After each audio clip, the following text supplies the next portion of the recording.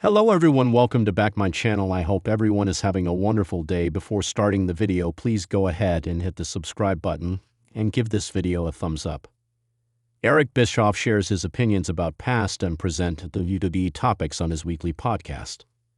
On the latest episode, the former WCW president addressed whether WrestleMania could be held outside of the United States and Canada for the first time.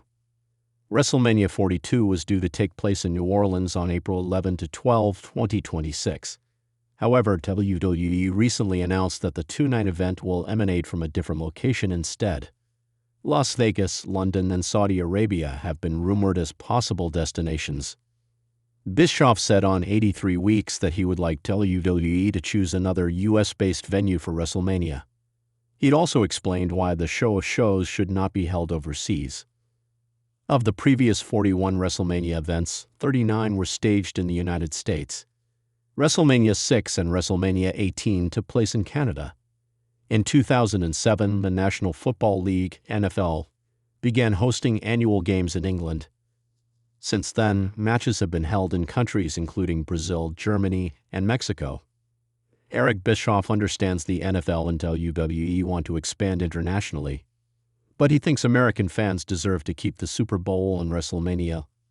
Later in the episode, Bischoff revealed which wrestler he would manage if he returned to WWE as an on-screen personality.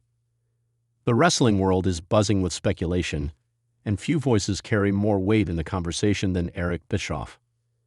The former WCW president and WWE Hall of Famer has shared his thoughts on what could be one of the most shocking developments in WWE history. The company may be planning to officially drop its long-standing pay-per-view model for a completely new system, one that could forever alter the fan experience, revenue structure, and presentation of its biggest events.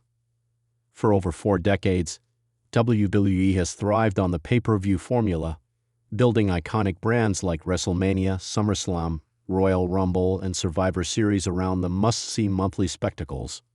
But according to internal rumblings, particularly following the success of WWE's premium live event strategy under the Peacock and international streaming models, the company is allegedly considering doing away with traditional PPV branding altogether, perhaps even replacing the term WrestleMania with a new global event series starting as early as 2026. Eric Bischoff, who has been both an architect of wrestling innovation and a critic of missteps in the industry, didn't hold back when asked to comment on the potential seismic shift. "This isn't just changing the curtains or rearranging the stage," Bischoff said in an exclusive interview. "This is WWE standing at a massive fork in the road. We're not talking about a tweak or a rebrand. We're talking about a company possibly walking away from a format that's been its financial lifeblood since the days of Hulkamania." The idea, reportedly floated during closed-door meetings between WWE executives and strategic partners, involves eliminating the standalone identity of traditional pay-per-views and creating a year-round live spectacle model, one where every event blends sports, music, and pop culture into a fluid entertainment festival with new global city hosts, guest celebrities, and rotating themes. "It's not crazy, it's visionary," Bischoff acknowledged. "But it's also incredibly risky. When you're sitting on a 41-year-old gold mine like the WrestleMania brand, you better be damn sure you're not trading it for fool's gold. You better know your audience is ready for this evolution, or you'll wake up with a brand that has no roots and a fan base in rebellion." Some WWE insiders believe the shift is driven largely by the TKO Group's expanding global ambitions. Following the merger between WWE and UFC under the Endeavor umbrella, analysts have seen signs that WWE's new corporate parents want to align the company's revenue model more closely with the UFC's event monetization strategy, with an emphasis on exclusive rights deals, subscription streaming, and experiential branding. Bischoff, who once pitched the controversial New Blood angle in WCW, and later returned to WWE as Raw general manager during one of its most experimental phases, understands both the need to evolve and the dangers of change for change's sake. "I love innovation," he said, "but don't confuse reinvention with destruction. The moment you eliminate too much tradition, you alienate your base. Wrestling isn't just a business. It's a legacy sport. You have to honor what got you to the dance. The reaction from WWE's fanbase has been predictably divided. On one hand, younger fans raised in the streaming era welcome the possibility of a more immersive, flexible viewing experience. On the other, traditionalists are stunned by the prospect of WWE sunsetting events like Survivor Series or altering WrestleMania's role as the company's crown jewel. What scares me, Bischoff continued, is the idea that WrestleMania could become just another event, because in many ways WrestleMania is WWE. It's not just the Super Bowl of wrestling. It's a cultural moment. It's legacy. That name carries 41 years of magic. Can you really replace that?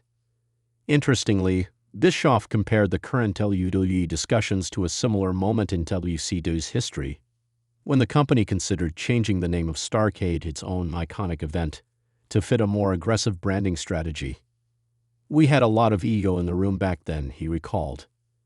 Some executives thought Starrcade sounded dated. There was serious talk about rebooting the whole thing. I was one of the few that pushed back. You don't just erase history because your marketing deck says fresh start. We saw how that turned out. If WWE proceeds with its rumored overhaul, the 2025 to 2026 season could be the last under the current pay-per-view identity system. Reports indicate that WWE has quietly registered trademarks for new event names with global branding potential, including WWE World Premiere, Global Domination, and Legends Rise, sparking rumors that these could become new tentpoles in a revised schedule.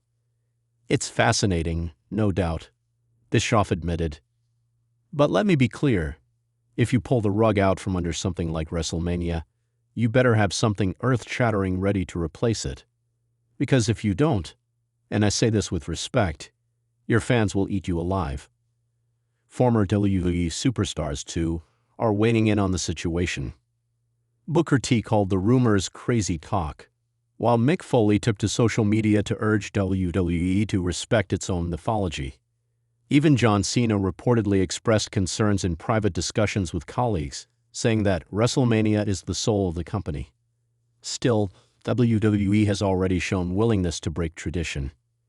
In recent years, they've adjusted show lengths, redefined brand splits, and even moved premium events overseas to new markets in Saudi Arabia, Australia, and in France. The overwhelming commercial success of these international shows may be fueling WWE's confidence in a broader rebrand. Bischoff, ever the realist, acknowledges the forces at play. I hit the business side. I really do. WWE's audience is global now. It's not just Des Moines and Cleveland anymore. It's Riyadh, Paris, Melbourne. If you want to grow, you have to think bigger than nostalgia. But still, be smart. Evolution isn't a rasher.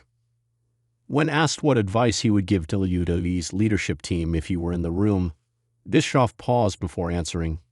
I'd say, look back before you leap forward. Talk to your fans.